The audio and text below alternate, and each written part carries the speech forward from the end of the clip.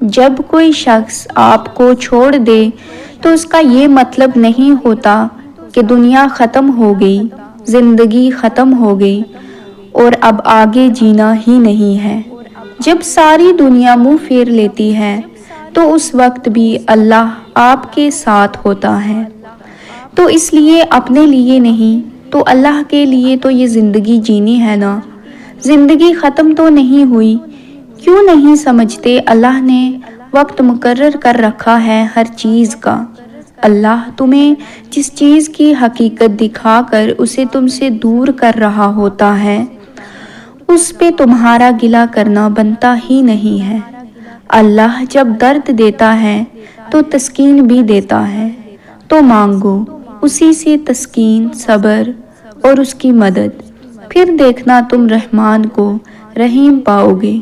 آزمائش تو پھر من پسند چیزوں سے ہوتی ہے، اور جب ہم رو کر اللہ سے کسی ایسے شخص کو مانگتے ہیں جس کا ملنا ہمیں ناممکن نظر آ رہا ہوتا ہے، اور جب کوئی تمہیں تکلیف میں اکیلا چھوڑ دے تو جان لو کہ اللہ تمہارے کام کا ذمہ خود لینا چاہتا ہے۔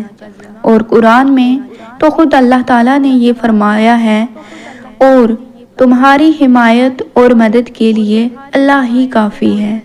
دکھ اور تکلیف صرف اللہ کو ہی بتایا کرو، اس یقین کے ساتھ کہ وہ سنے گا بھی اور جواب بھی دے گا۔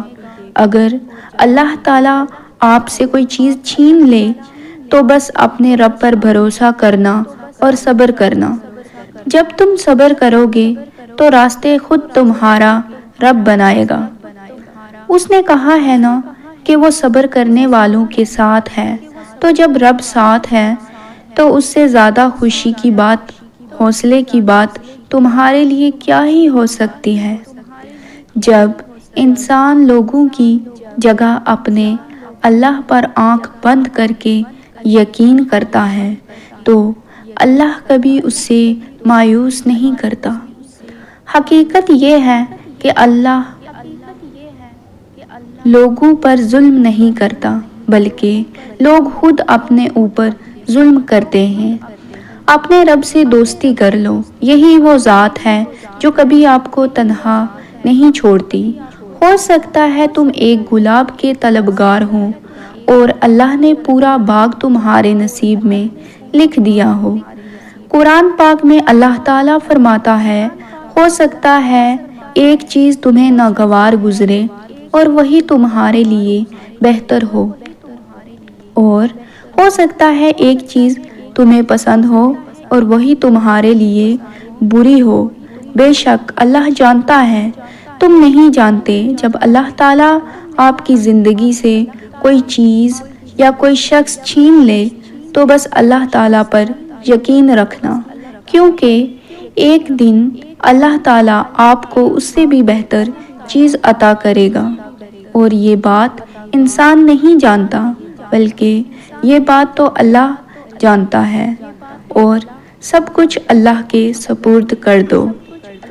اور جس معاملے کو ہم اللہ کے سپرد کر دیتے ہیں اس پر بار بار سوچنا بھی ایمان کی کمزوری ہے۔ جب تم اس کی چاہت کو اپنی چاہت بنا لیتے ہو تو وہ بھی تمہاری چاہت کے لیے کن فرما دیتا ہے۔ السلام علیکم ورحمۃ اللہ وبرکاتہ۔